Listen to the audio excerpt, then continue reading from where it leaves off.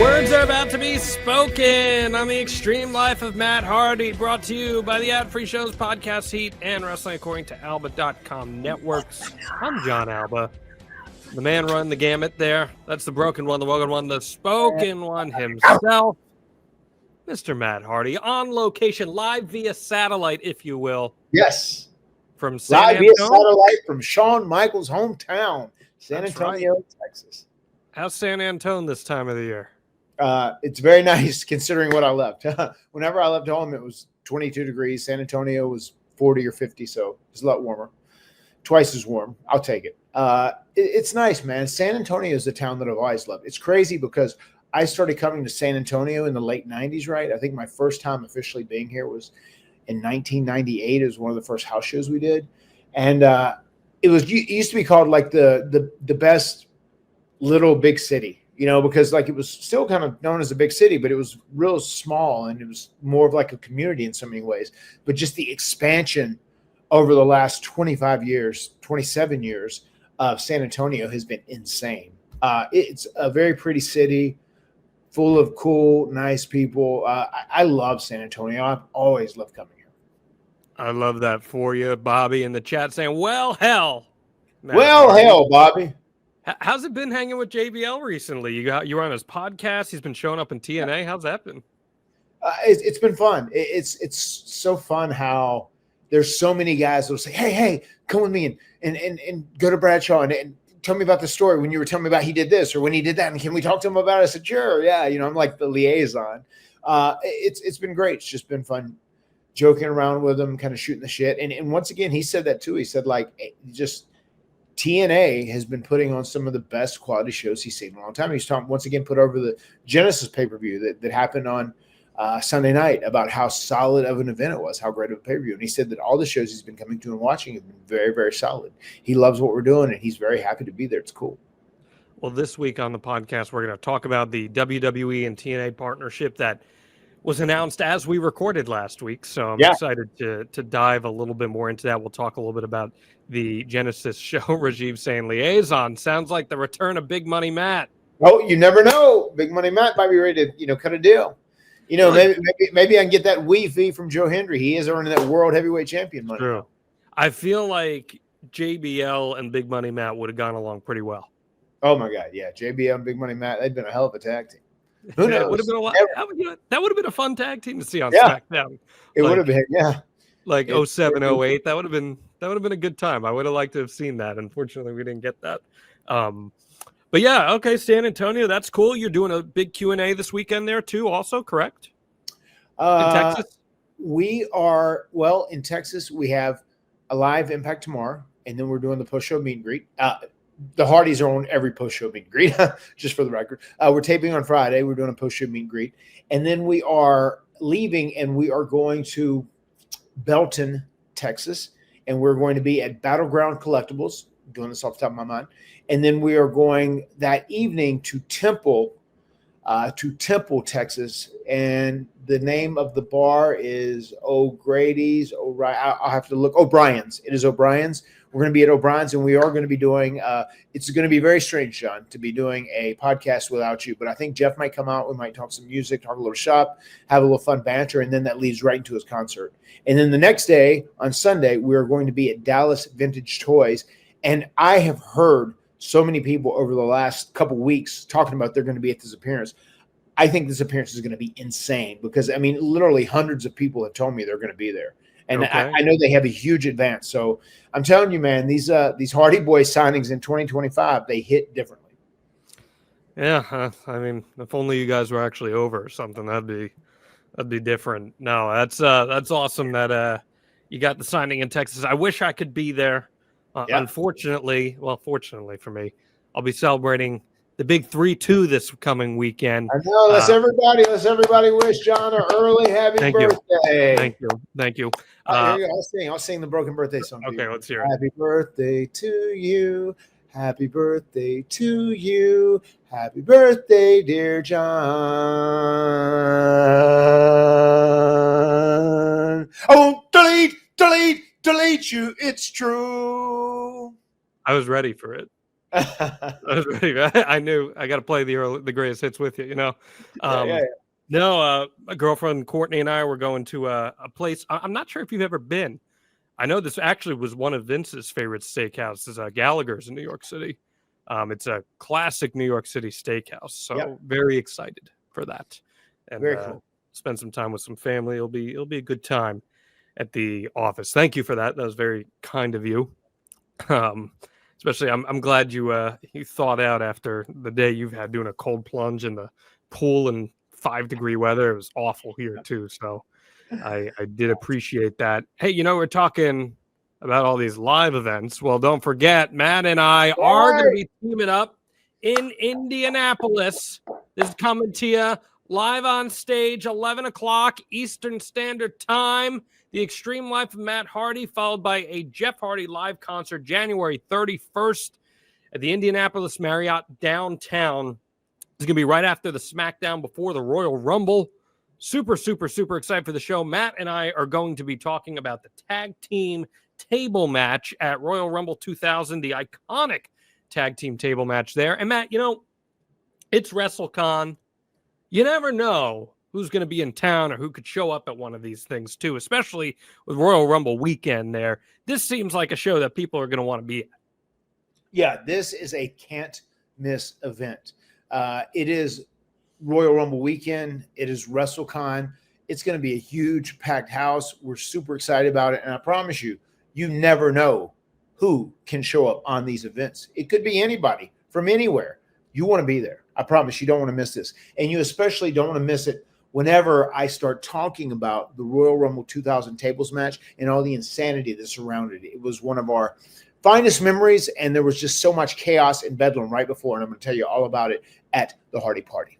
It's an all-time great Hardy match, and we're going to talk about a bunch of other things as we always do at these live shows, followed by a Jeff Hardy concert. Those are always so much fun too. Brother Nero, he's been feeling a little frisky with the microphone in front of him lately, so I'm curious to see what we get out of him these next few shows. WrestleCon.com. Pick up your tickets now. These events are so fantastic. Matt, like, you guys do your signings, right? And you charge what you charge for the signings. People get their 2 minutes with you, and you make the most of those 2 minutes, and they're awesome. But then it's over with. With this Hardy Party, this is 2 hours of the Hardys up close and in person. And I think that's such a great opportunity. Yeah, it is an amazing opportunity because once again, you buy one ticket, you come in, you get to see myself and John give you an hour's worth of amazing storytelling, a lot of fun conversation and interaction. You get to see Jeff do a concert for an hour and 15 minutes. It's one ticket, and it truly is a Hardy Party. These things are special. Whenever people come, they never regret it. They always enjoy these, and these events are growing and getting bigger every single time. So join us there, the Indianapolis Marriott downtown, January 31st. WrestleCon.com is where you can get your tickets. And John, yes. I got to cut in real quick. We got some breaking news. We have breaking news as we tape this on Wednesday night. We have some breaking news as we tape this up. In the background, I put on AEW Dynamite, and Private Party just had their match with the Hurt Syndicate. And the new tag team champions are now Bobby Lashley and Shelton Benjamin, and they won in a very dominant way. So wow. Yeah. What do you think? I feel bad for Private Party. I feel like this could have been a lot more. I would have liked to have seen their title run. I'd like to have seen their title run optimized. I would have liked to have seen it utilized in a better fashion. I would have liked to have seen them really became legit cornerstones of the tag team division. And I think following up the match they had with the Young Bucks, where they got a huge reaction, and it was very organic when the crowd reacted and they were so happy, like, yes, our guys won. We didn't think they would win, but they won. I really think there was something you could have built on, and that could have made them legitimate stars and they're day oneers in AEW. And I hate that we didn't really work hard to make them legit as a tag team. I think there was an opportunity where the ball was dropped. I'll go even a step further. I'll say they totally did him dirty, straight up. This was a long time coming for them to actually win the tag team championship. People were super excited to see it happen. They worked their asses off. They were day one people, as you said, and there are very few day one teams left in AEW. and there was barely any investment given to them. Since they won the tag team championship, they wrestled 6 matches altogether, and that was in October they won them. One of them was a 6-man tag. One of them was a quick squash match on Rampage. The other was the 6-man match last week. So they only wrestled 2 actual matches where the tag team championships were truly on the line that they won. And that's no way to build a tag team. That's no way to build a tag team division. It is a lack of investment in them, and I feel bad for them. Obviously, we're a little biased to them here on the Extreme Life of Matt Hardy, given your relationship, but I really am upset to hear that, because I don't think you're giving your fans a lot of bone to bite into, a lot of meat to bite into on the bone, when you don't have your champions in any particular direction where they build that equity.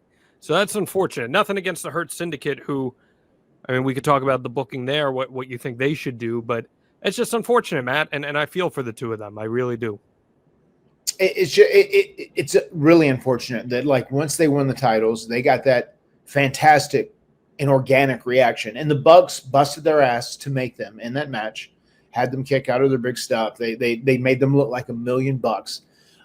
You had a chance to make them, but you needed a plan. You needed a design, a blueprint of what you were going to do to get them to that certain point. You needed some sort of story to get people invested in them. But they didn't have any of that. You know, it was just random matches, and matches don't mean shit if there's not some bigger context of a story. You know, a match. They barely had matches. They barely even had matches. I know, but even the stuff they had was very random. Yeah. You know, this thing happened quickly with the Hurt Syndicate, and I understand you want them to win or whatever, but I just feel like you could have got so much more done with Private Party. You could have built them so much more, and they could have been staples of your tag division, and you could have solidified them as a legit top-tier tag team, but it didn't happen. I think it would have been a great story to tell, where the Hurt Syndicate were imposing some of their dominance on them and needling them. Hey, you got to be more aggressive. You got to show that you can hurt people. And that's where Private Party rises above that and is able to prove that. And then there could be mutual respect shown between them. Like, that's a great way to invest in a story. Not trying to fantasy book here, but I just feel like that was a natural call. And maybe that's the plan they're going to go. Maybe this was a hurdle for Private Party to have to overcome, but my gut says that's probably not the case. And you're going to see the Hurt Syndicate, Bobby Lashley and Shelton Benjamin, now run together as a dominant tag team, which, look, Matt, you grew up in the golden era of wrestling in the early 90s. There were a lot of tag teams like that. The Road Warriors, you know, the Natural Disasters. There's a lot of them that actually went out there and were just purely dominant as champions. Could you see a path like that for the Hurt Syndicate? Probably so. I mean, I definitely see that from Bobby Lashley. I feel like Shelton, he is big enough and strong enough and athletic enough, he can fall into that role, but I felt like he's more of like a standard worker that has good quality matches and whatnot. But yes, I could see them being a dominant tag team in that capacity of those teams that you mentioned. Just got to get things going with that tag division, because that tag division is not very good right now. And I'm gonna say this too. Like, I love all those guys. I love MVP. We've always been close. Some of my favorite moments in my career working with him. I love Shelton. I love Bobby. I love all those guys. Got huge respect for all of them. And I love seeing them do well. I just feel like Private Party's 2 guys that obviously I have a huge investment in. And I want what's best for them. I'm just disappointed that they didn't get the reign I think they earned and they truly deserved. Yeah. I mean, Rajiv saying Private Party again, the Wardlow treatment, unfortunately. And, you know, it's, again, what do you say to the fans when they're there for the ride, they're there for them to have that moment, and then they're barely seen after that? So that's unfortunate, but as a friend of yours would say, it is what it is. Right? It is what it is. That's right. Let's hit on something pretty wild that happened this week, and it's related to TNA in a way. Oh yeah, please do. Did you catch any of this GCW Hammerstein show? I did not. Okay. After I heard all the buzz about it in the TNA locker room at Genesis, I was able to see the clips on social media. Okay. So And for those who didn't catch this, yes. PCO, the TNA Digital Media Champion, probably one of the most unique characters you've ever worked with, I would have to imagine. Yeah, and it was the first and only time I've ever worked with him. He, I guess, had some sort of falling out with TNA. You can maybe provide some more light on this, but he was in the GCW Kickoff Battle Royal, the Kickoff Rumble that they did on the show. He wins. He wrestled in this match? He won a Battle Royal. He won the Battle Royal. Okay. So he participates in a Battle Royal, and then afterwards, he grabs a chair, the Digital Media Championship, and a microphone. And then he grabs a sledgehammer. And he takes the sledgehammer to the Digital Media Championship multiple times. The referee hands him a mic, and he just starts going off saying how he sold more merchandise than anyone in TNA, and he was part of their biggest house in TNA in years.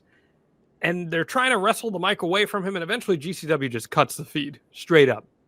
And the reports since have indicated that this was something legitimate that he went out and did on his own, that the championship was a replica title and it wasn't the actual title that TNA has in its possession, and that he was supposed to finish up with TNA this month, and there was some sort of disagreement over money, and that led to this happening. So what can you share about what the hell happened here with TNA and PCO? I don't know all those inner details. I didn't know that his contract was up. I mean, it was my first time working with him. Myself and Jeff had a match against him and Sammy at the TVs in Atlanta. And it was the third night, after wrestling a TLC match night 1, a tables match night 2. Night 3 was against Sammy Callahan and PCO. And he was very interesting to talk to. I've always been friendly with him. We've always exchanged pleasantries, said hello, whatever. But, to actually sit down and talk shop with him was interesting. He has an interesting mindset of how, his thinking was and whatnot. And we had this match with him. Everything went well. There was one spot in the match, I think, where he was a little bit rocked and some stuff was trimmed out of it.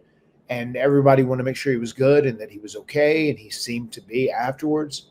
But all of this stuff about having issues with TNA and contract stuff, I didn't know his deal was up. That was all new to me. But just the fact that he has been in TNA and they have put him in pretty nice relative spots.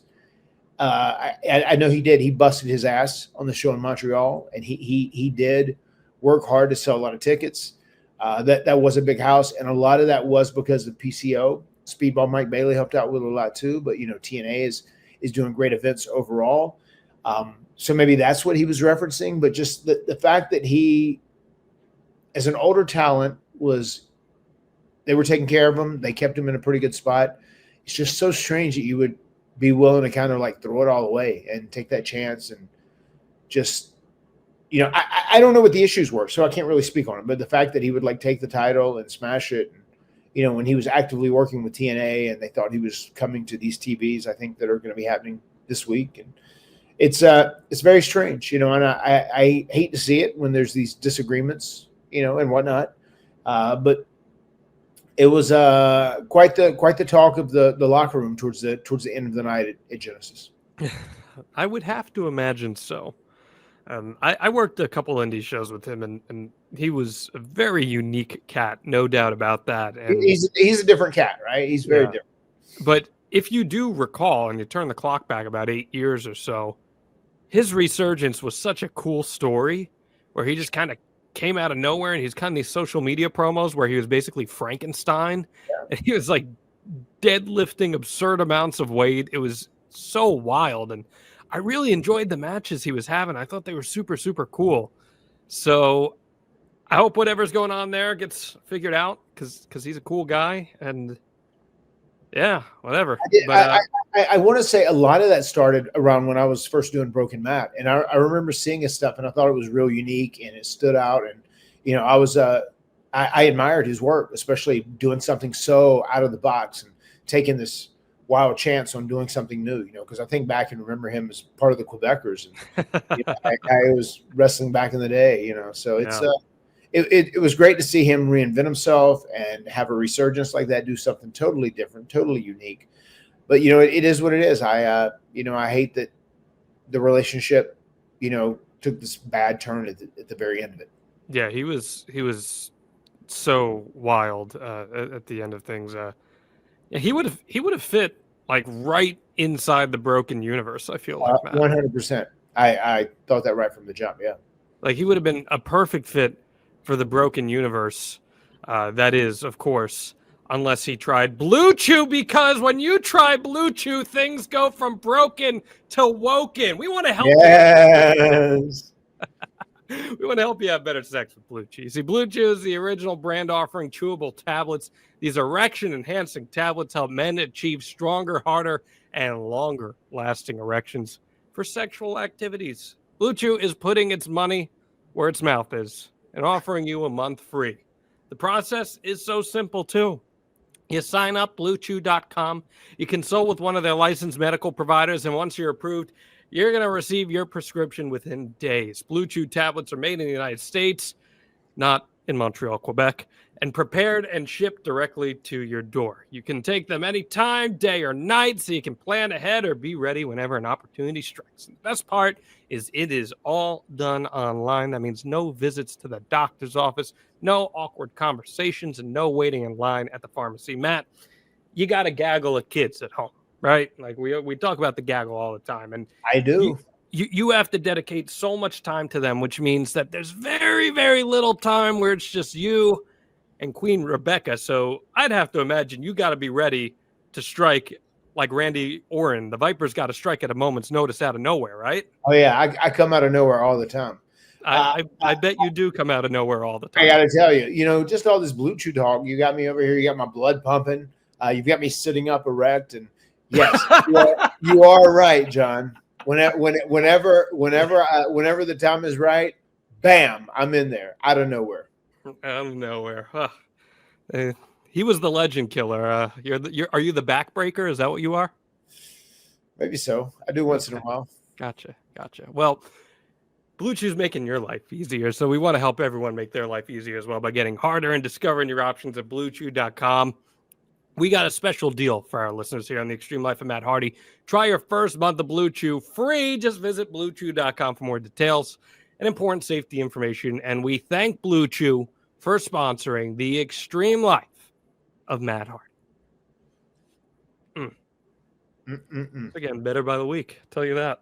All right, Matt, we got a lot to talk about this week as far as the TNA and WWE partnership is concerned. But before we can, you know what I got to ask. Please, my friend, hit us with that San Antonio Matt fact. Matt fact. Matt has a familiar face. Oh, we're going back to that, huh?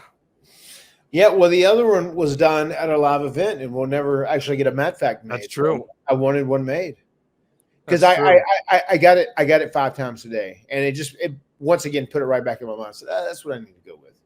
So, oh my God, you have such a familiar face. On the travel here at the airport, and the travel, checking into the hotel.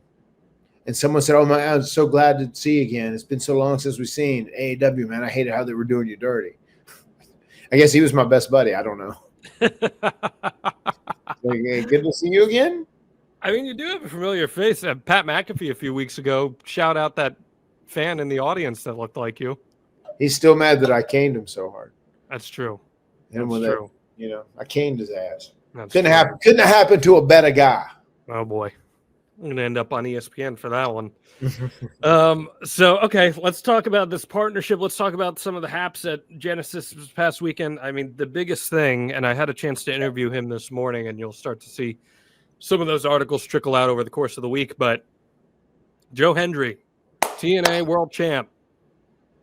Say his name and he wins the belt. How about that, man? It's a long time coming. He defeated Nick Nemeth, a really good match the two of them had. I thought it was super fun, and I was just really happy because he's one of the true good brothers of pro wrestling right now. And what an amazing run he's had. What did you think of Joe Hendry winning the TNA World Championship? I mean, it was time. I'm glad it happened. Really glad it happened, because I feel like he is going to be looked at as a TNA original, because TNA is where he really rose to prominence. So I think he is the guy that should be the flag bearer in TNA. So I'm very glad to see him win the TNA World Heavyweight Championship. And I feel like now that he has gotten so viral and gotten so over, and he's so recognized everywhere, now that he's the champion, I feel like we can start to elevate him more and more and more, much like we talked about the Private Party tag team title run. I feel like now that Joe has won the title, now it's time to go to the next level and get him involved in some sort of story, some sort of arc that is going to, just get people invested in whatever he's doing even more. He's someone that they already like, they're already interested in, they already find him very entertaining. So I am very excited to see what Joe Hendry is going to pull out of his hat as the World Heavyweight Champion. And I'm hoping we have some six-mans with him. We would like to have like a very not super tight knit faction, but we'd like to be friends and be willing to have each other's backs as the world champion and the world tag team champions. Loose affiliation, if you will. Yeah, there we go. Loose affiliation.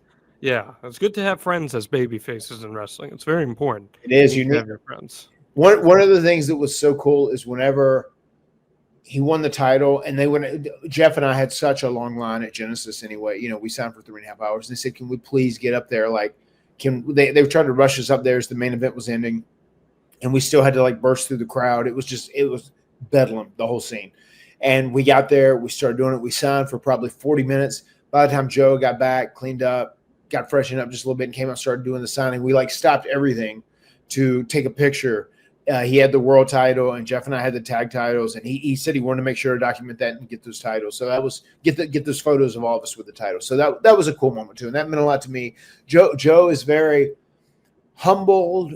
He's very grateful. I feel like he worked so hard to earn this title. He has never felt there's never been anything about Joe that has felt false or fake. He's never felt like he's been entitled to anything. He is someone who is willing to work very hard for it. And he worked very hard to make this happen, and he followed through. And I couldn't be happier for it, because he's just a good dude at the end of the day. What was the reaction from the locker room to him winning? I think it was good. They were rushing us out right as it was happening, so I didn't see everyone. But, I mean, I think everyone thought it was time to let him be the flag bearer. So I think everyone was happy about it. What did you think of the job Nick Nemeth did with him? It was great. I mean, Nick is a huge part of TNA's resurgence as well. I think him coming in, being a well-known star, by the name DZ, now wrestling under his real name of Nick Nemeth, I think he did a lot of things to build equity in the TNA World title. I think he had a great run. I think it was very cool that people could say, like, oh, TNA has a champion that I know. Like, let me tune into that. And he did a great job in building to this match and eventually putting Joe Hendry over and making him look special. Yeah, Hendry, one of the first people we saw as part of this WWE-TNA partnership, of course, where he showed up on NXT. It became one of the most viewed videos on WWE's YouTube channel ever. Yep. Him showing up, which is unbelievable. He had the match with Ethan Page at NXT No Mercy last year, and he just felt like a great fit, right? And he was a great representation of TNA in the company. And I spoke with him today, and he talked about how one of the most important things that happened with him during this past year was when he was doing the WWE run, he walked into Shawn Michaels' office and just was like, hey, can we chat? And they had a real talk about getting to know who Joe Hendry was. And Shawn knew he had the song and he had the head turn and everything like that, but he didn't know much else about him. And he said that Shawn really endorsed showing his authenticity on camera. And who you see on camera is Joe Hendry. And that gave him some extra confidence as he went forth for the rest of the year. Could you see that sort of thing tracking and helping boost him? Yeah, 100%. And I mean, I think when you are an extension of who you really are out there, that's probably when you're the most genuine. That's when you have the most authenticity. You know, if you're out there and you tuned up to the, to 10 or 11, and that's what Joe's doing. It's very much him. It's his personality. It's his demeanor. It's his sense of humor, and it really shines through the character and the persona that he goes out there and performs in the ring. It is him. at this TNA Genesis show, Jordynne Grace had what was seemingly her last match in TNA. It sounds like she's going to be officially WWE bound. What do you think of her run in TNA and the legacy she left there and what she's capable of becoming in the industry? She's very special. I mean, especially if you look back at her body transformation, over her years of working, she just became one of the top women's workers. She was very special, having these standout matches, having a very unique standout look. She was a great champion for TNA. She was a great representative of TNA, and she did a hell of a job. Her and Tessa had an incredible match at Genesis last Sunday as well. So what do you think her ceiling can be in wrestling? Like, if she makes the jump to WWE, which seems like a natural fit for her. She was in the Royal Rumble last year. That was a really big deal. And she's made appearances in NXT. Like, if you had the pen here, Matt, what are you doing with Jordynne Grace? Are you giving her an NXT run? Do you think she could go right to the main roster? Because that's something that a lot of wrestling fans have been talking about. I would imagine you would see her at NXT, but I would see her sooner rather than later moving up to the main roster. I can definitely see her as a main roster player. I can see her as a women's champion. I can see her in the mix because she's young and she's athletic and talented, and she can go out there and she can mix it up with anybody. She's an extremely talented young lady. So I definitely see her landing when it's all said and done on a Raw or SmackDown show. Honestly, I think she can surpass NXT. I think she has enough. I think she has enough of the WWE style, if you will, down in her chemical makeup, where if she jumped right to the main roster, I don't think anyone would even bat an eye. And she kind of checks off all those boxes in terms of her appearance, her presence, how she carries herself. And if you were to say, oh, she's going to wrestle Rhea Ripley tomorrow night on Raw, I would totally buy that. I think she's a natural fit there. And I'll you want me a bold prediction? I'll give you a bold prediction. I love making them. Bold in all caps. I think Jordynne Grace is going to be in the final four of the Women's Royal Rumble. I think they're going to. Okay. I don't hate that. I don't hate that at all. I think they're going to debut her there, and she will be presented in a big way, telling everyone this girl matters. And I think that's really important when you introduce someone to do that. And if they do that, I could see them leaving her on the main roster and her skipping NXT. I almost felt like initially, if they do use her in the Royal Rumble and she has a real predominant spot, real prevalent spot, I feel like she probably will end up going to the main roster. But I could also see them having her at NXT because she's been there before. She's familiar with it and just acclimating herself to the whole WWE environment anyway, just making sure, and then eventually moving up quick. If she does go to NXT, it's not going to be for a very long time. I think she's just like, I think she's ready. It's just like, I think she'll take to WWE like a fish to water. I think it's going to be very easy for her. And the NXT women's roster is so loaded right now. I don't even see a spot for her. I think she can go right to the main roster and be a very important player for them. So I'm excited to see what she does and what comes from her jumping. There was another person who seemingly may have had their last match in TNA too, and that was Josh Alexander. Mm-hmm. I'm a huge Josh Alexander fan. I've been for a very, very long time. Loved his tag team with Ethan Page, the North. I don't know if you've ever watched any of their matches, but I've seen some of their stuff. You I'd never worked closely with Josh at all until this time around at TNA, and I became a big fan of his work too. He's a just uber talented guy. Uber talented, really good dude.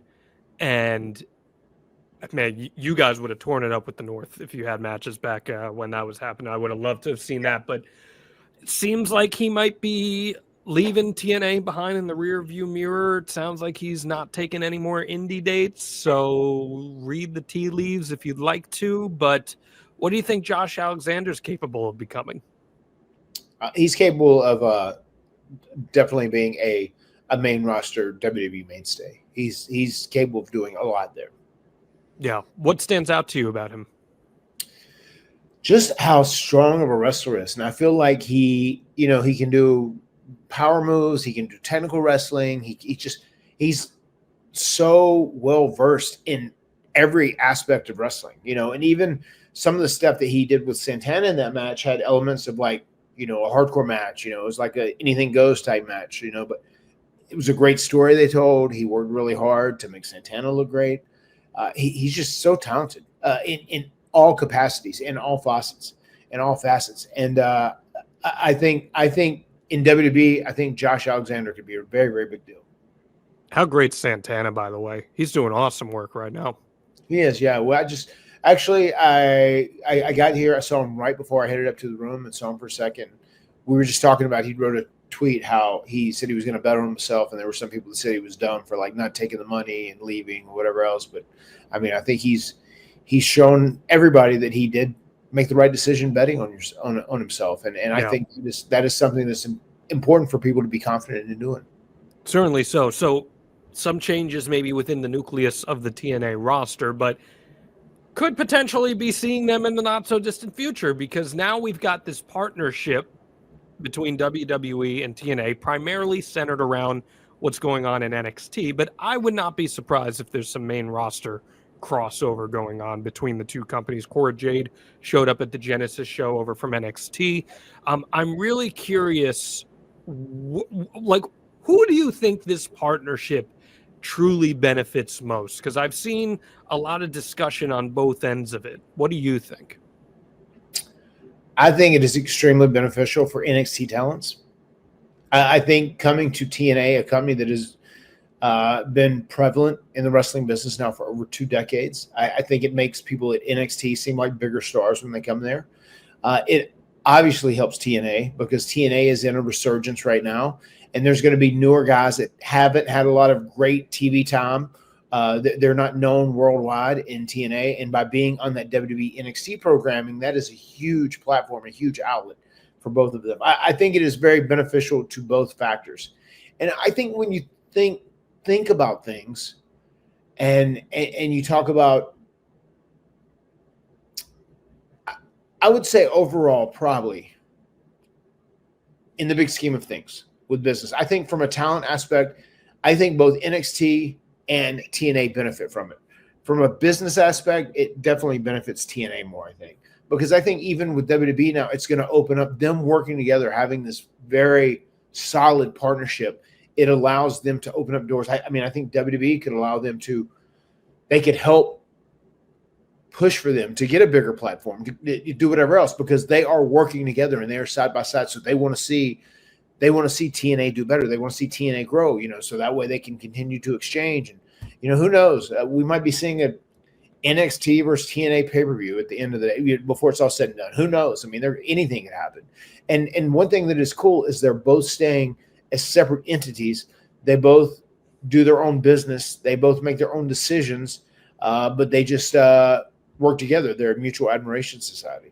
But couldn't you also argue, and let me play devil's advocate here for a second, not saying I necessarily agree with this, but couldn't you also argue that typically in partnerships like this, the big fish is always the one that benefits most because they have their first chance at poaching talent away at the end and taking those talent once they're done with that particular company? It's almost like a feeder system, if you will, and then TNA would be left without those talents. So does that work against them in any way, or is that just kind of the natural way of the land here?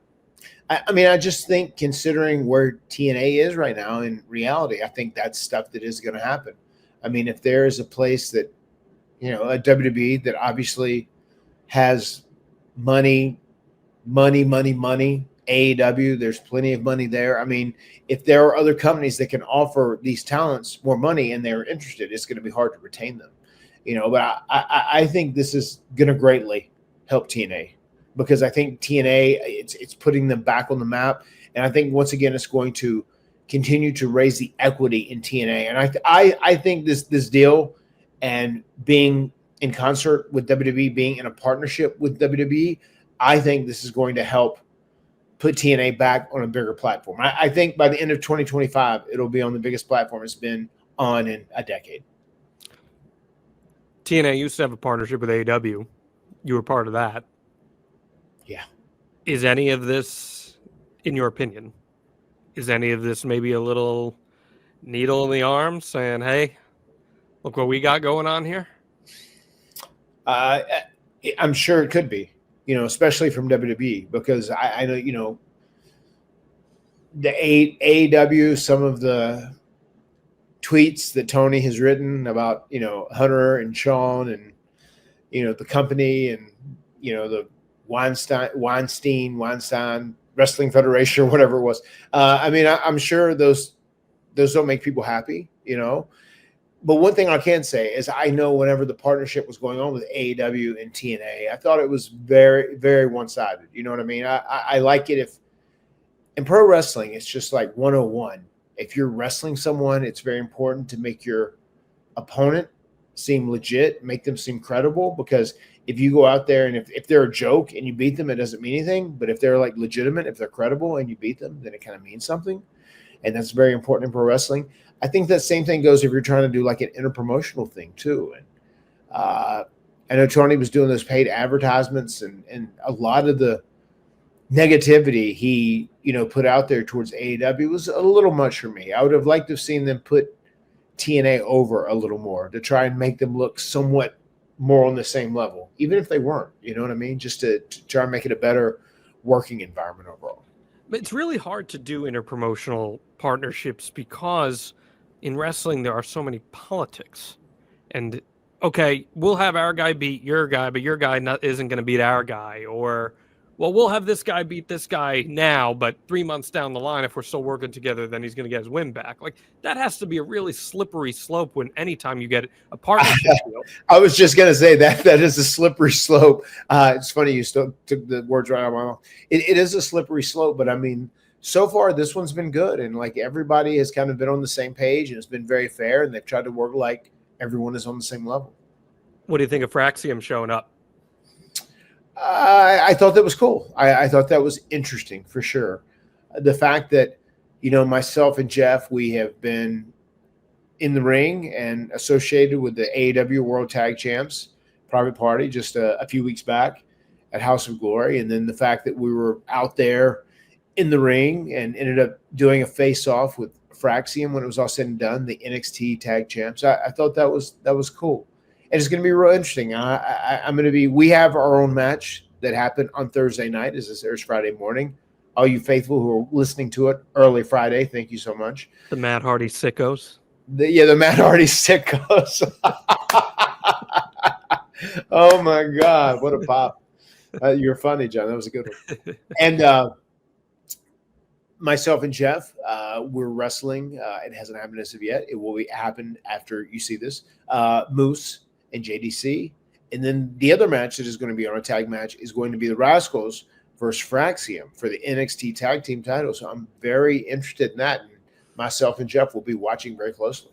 Would the Hardys be interested in a match with Fraxium? Of course. Anytime there's gold to be won, we are always interested because we want to keep racking up all of those championships, all those titles that we can. We're going to keep chopping away. I saw Bubba sent me out a weird, not a weird, but what was going on there? There's a little bickering going on with you and Bubba.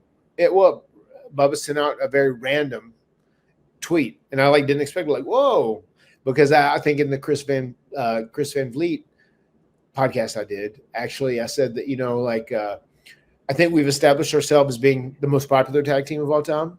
I think we've established ourselves as being the most influential tag team of all time. There's more tag teams that grew up that we've worked with now that wanted to be the Hardys than anybody else.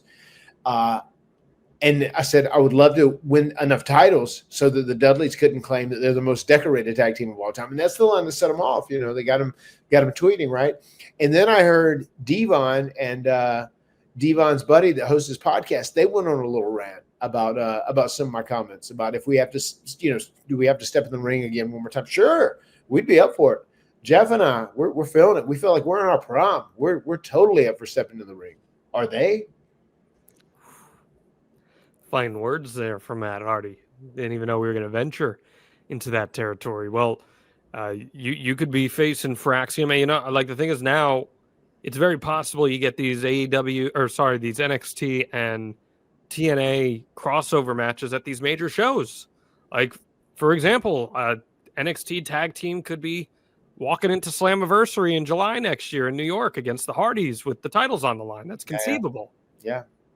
I would almost bet on it at this point. Okay. Well, if you're going to bet on a match like that happening at Slammiversary, then I'm going to bet that you're walking into UBS Arena sporting your Chubbies gear because, man, July in New York City, that is like prime time hot weather right there, okay? I'm going to set the stage here as far as Chubby goes. You got another novelty mug this Christmas instead of the Chubbies you really wanted. We've all been there. Who amongst us hasn't? But it's not too late to treat yourself to what you truly deserve this year in 2025. Chubbies has everything you need to turn your wardrobe and, yes, even your life around. Start with their everywhere pants designed for every occasion, whether heading to the office or just kicking back for a lazy football Sunday or perhaps a wrestling pay-per-view Sunday. Note that these everywhere pants are spelled EVERYWEAR, just so you, the listener, gets just how clever all this is, of course. Everywhere pants, get it? It's pretty good.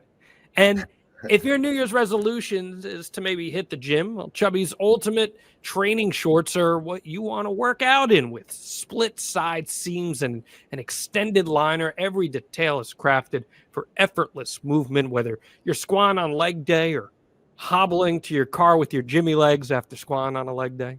Not that, Sure. I was going to say, not that resonates at home or anything like that.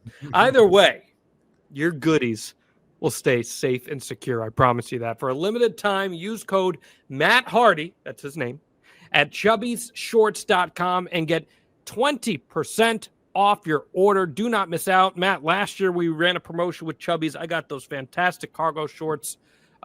Did you break yours out during the Carolina summer last year?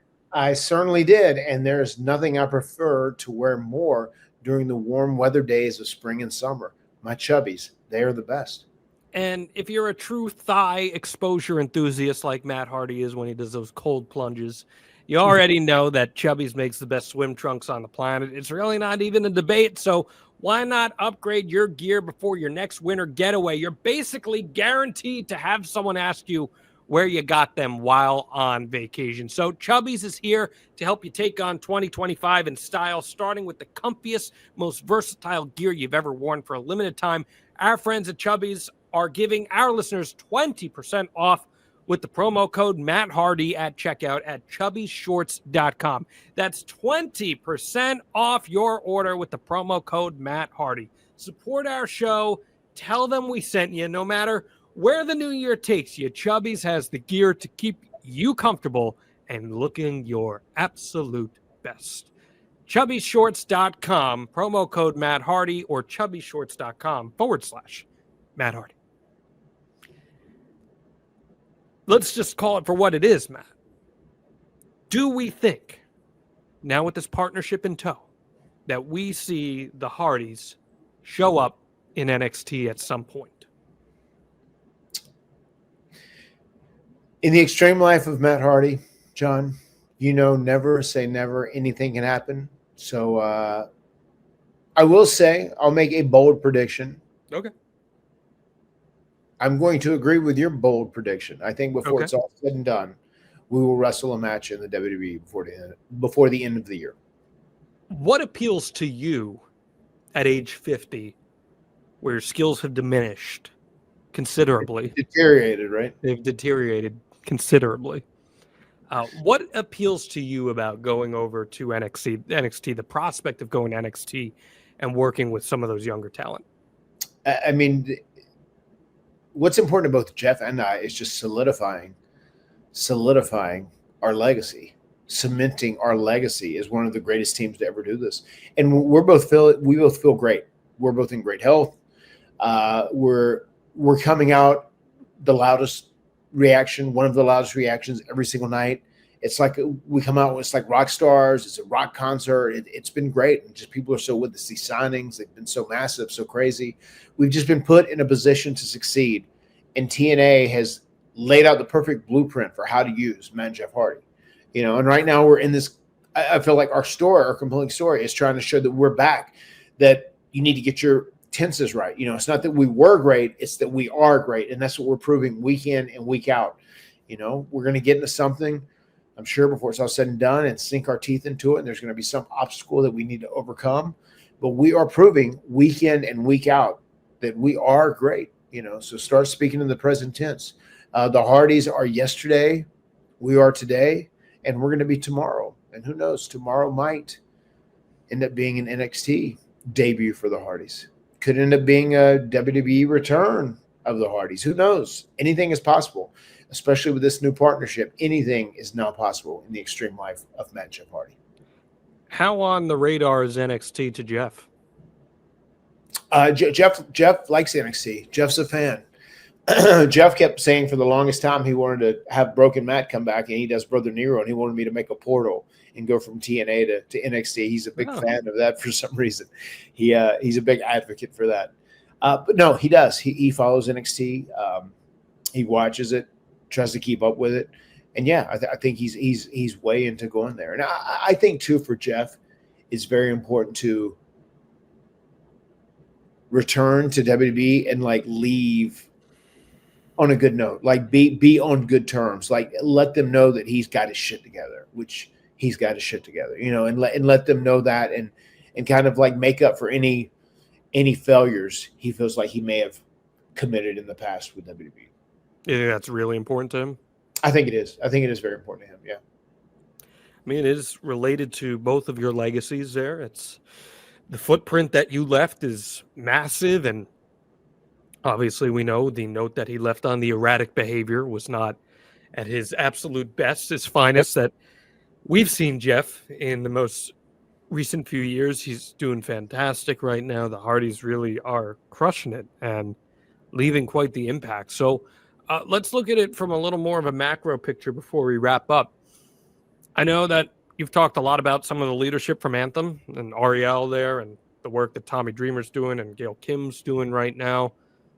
How much of this partnership do you feel they're playing into and their leadership? What role is that playing and affecting?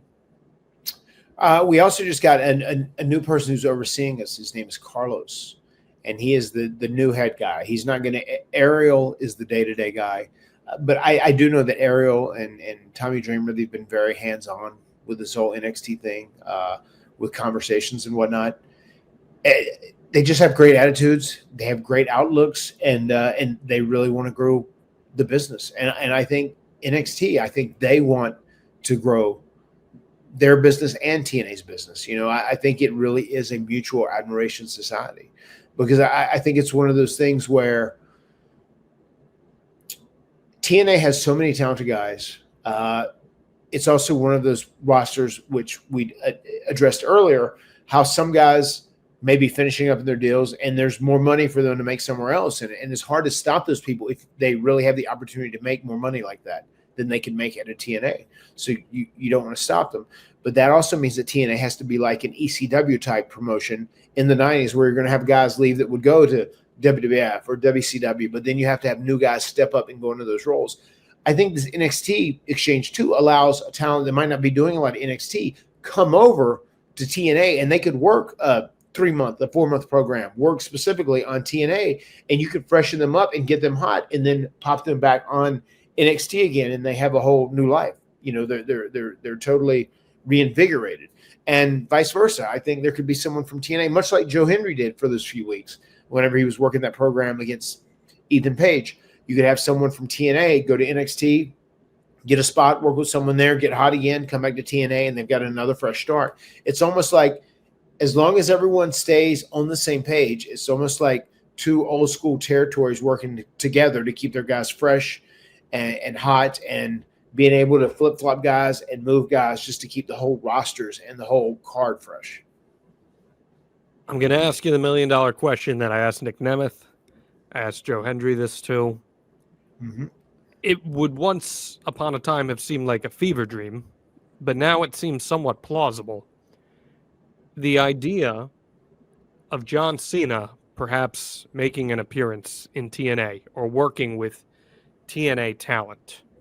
I asked Nick about working with him, and Nick basically said that would be like a dream, seeing John show up in TNA. And then after that interview, Cena took to his Instagram and posted the WWE-TNA logo. Yeah. And John John's a bit of a troll online. Yeah. He knows his way around social media with that. He's very in tune with what's going on. He's very in tune with what's going on. Joe Hendry promised he would call out John Cena if he ever won the TNA World Championship, and it was the very first thing he did on Busted Open. So it was a priority, and that is something that is very important to him. He really wants to manifest that. Joe Hendry is big, and like I think that's probably where him and Jeff hit it off the most. I think Joe and I were kind of wired the same in the way we think and kind of our outlooks on life and just being happy and grateful for where we are. But him and Jeff, that manifestation, that's a big Jeff Hardy thing. And it's also a big Joe Hendry thing. And he really wants to manifest this match with John Cena. He said, even if it's his last year, he's still gonna do all he can to manifest it. So what do you think the plausibility of John Cena making an appearance with TNA is, whether it's on TNA programming or on WWE programming, working with the TNA talent? Do you think that's something that could seriously be on the table here? Maybe. I mean, John's a guy who knows how to. John's a guy who knows how to do things that garner a lot of chatter, and that is something that would garner a lot of chatter, especially if they put him in a good position where he looked favorable and was doing good stuff. And I wouldn't rule it out of the realm of possibility, especially knowing John Cena. I feel like he's going to go out. He's going to go out with a bang over the course of this next year. So him dropping in, just imagine him showing up at TNA, being advertised for the Slammiversary at the big arena there, UBS, right? That would be something that would be pretty amazing. And just think about this, like TNA is going to help NXT a lot with this partnership. I can't think of a better way for WWE to pay it forward to TNA than being like, all right, you get John Cena for a night. I just think that would be amazing and really, really cool for what pro wrestling can become in 2025. I'd love to see it. I'd love to see it. Who's obviously Hendry is probably the name you'd like to see him face, but if it wasn't Joe Hendry, who else would you like to see a match between Cena and a TNA talent? Yeah, I mean, Joe Hendry is the first person that really stands out to me. If it wasn't Joe Hendry, who would someone we haven't seen? Like, with all due respect to Nick Nemeth, I watched a lot of Dolph Ziggler, John Cena matches. Sure. So someone a fresh, new, different matchup. Yeah. I feel you. I mean, he's gone now. I was going to say Josh Alexander's a guy I would like to see get into the ring with John Cena. Goodness gracious. I'll tell you one. I think a match with he and Moose would be a spectacle. Oh, there you go. Yeah, him and Moose. Good call. Yeah, I think Moose could match his intensity, Yeah. And that would be I would love to see him Moose. I would love to see him and Eddie Edwards. Eddie Edwards is one of the most underrated workers in the world still. Yeah, he's still very, very good. Absolutely. Oh, man. Endless possibilities here with this WWE and TNA partnership. Maybe even Big Match John. So maybe we do John Cena and JBL in TNA one more time. Why not? Why not? And still, I got to tell you, I would love to see an AJ Styles appearance at some point. I think that's something I would almost bet on happening. I think that needs to happen. Yeah. I think Slammiversary, AJ Styles, if he's healthy, that would be the perfect time to do it. Maybe he goes into the TNA Hall of Fame too. I think that would be a really great way to exercise that partnership and see some synergy between the two companies. We get to see AJ, Jeff and I, in Atlanta. He was there the second night whenever we were doing the tapings in Atlanta back in December and mid-December. AJ's a huge cold plunge guy right now. We're talking about cold plunges about, he said, oh man, I get out there and I'm like, oh, maybe I should eat something first, or maybe I should do this. I'm like trying to buy time not to get into it. But like after I finally get in and I sit in it, then I'm like so happy I did when I get out. And Jeff was kind of saying the same thing. I said, I don't know. Usually when I go to, I'm pretty excited to get into it. I'm not trying to come up with excuses or whatever, but it was great just talking shop about cold plunges. And he's a huge cold plunge advocate, so we obviously had that in common. Love to hear that. Hope he's doing well. I know that injury he suffered was pretty bad, so hopefully he is on the mend from that. Anything else you want to say about this partnership here before we wrap up? No, just it's really exciting, and I think this partnership, there's so many endless possibilities of different things that could happen, And I just think WWE is just such a force in the television industry in so many different ways. I think there are resources that they might could use to help TNA gain a bigger platform. And I think they would like that in some capacity, because that would also put new eyeballs on TNA viewership. And I think that also helps escalate the whole issue with NXT and TNA and exchanging talents and, growth as a brand, especially if they're working together in partnership. So I think that's also something that people don't immediately think about, because they just think about talent exchanges. But, if you're working with the WWE and they have all these connections, no one has more connections in the TV business than WWE. There could be something that someone else might not could get on, because WWE might be able to have it blocked, but they might be able to be willing to let TNA get on this. So it's going to be super interesting. It certainly will, and it is just getting underway. So it's a multi-year partnership, so it's at least 2. And we'll see what happens from there. I'd imagine we'll see some crossover in the Royal Rumble coming up. We'll talk about that next week here on the Extreme Life of Matt Hardy. We're going to do a Royal Rumble episode next week, talking about a previous Royal Rumble you guys were in, so looking forward to that. And, of course, I want to remind everyone, if you're going to be at the Royal Rumble, you go to WrestleCon.com, the Indianapolis Marriott downtown, Friday night, January 31st. It's the Extreme Life of Matt Hardy live on stage, followed by a Jeff Hardy concert. It's going to be a great time. We hope to see you there. Cannot wait for this one to go down. I'm flying in that afternoon. We're going to be partying all night with the Hardy Party, and then I'm going right back to the airport and flying back to New York City. So it's going to be right in. It's going to be right in and right out. And I don't know, the Hardys probably be sticking around in town, because I don't know. Have you drawn your number for the Rumble yet? What was that? Have you drawn your number for the Rumble yet? Oh, I'm sorry, I can't hear you. I think we got a bad connection. No, bad connection. Okay. Oh yeah, gotcha. Bad connection. Gotcha. I think. Okay. All right. Interesting. I thought the hotel Wi-Fi was a little better this time around, but also it came back in. I can hear you again. Oh, did? Oh, good to hear you. That's fine. We'll get to it next week. Also, go to advertisewithhardy.com. Promote your business to the extreme in front of thousands of listeners and viewers every single week. Advertisewithhardy.com.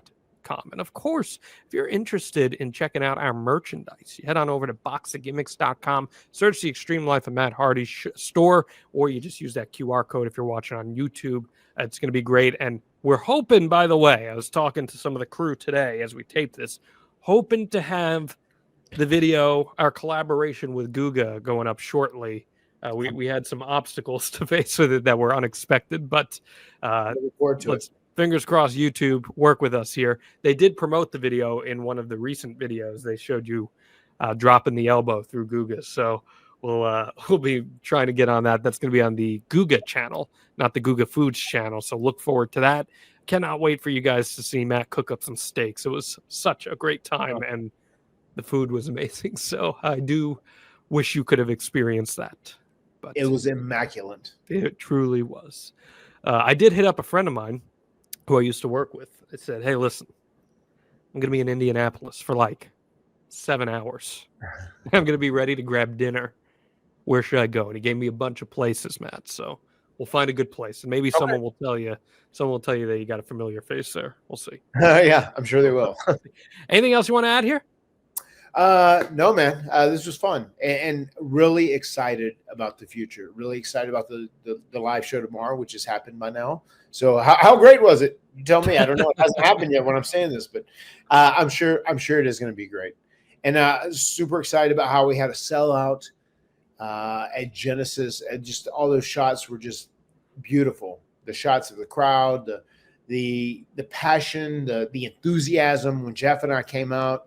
Just felt like rock stars. So thank you guys, and just keep it up, keep it going. We're gonna keep busting our ass for you. And I got to say, Trey Miguel ended up getting the best plot twist that has happened yet. It was a hell of a plot twist, no doubt about it. Certainly was. Bounced up like a pogo stick. It was pretty wild. Hey, real quick shout out before we go off the air. Our pal, mutual friend Effie, win the GCW championship. So yeah, very cool. Yeah, I did see that. Yeah. Congratulations to Effie on winning the GCW title. He's got a great T-shirt out right now. You remember the ECF&W T-shirts? I saw that today. Yeah, GCFEW. GCFEW. I love it. I think that's awesome. It's a great T-shirt. So Shout out to Effie for winning the title there. The words have been spoken. We'll see you next week right here on The Extreme Life of Matt Hardy.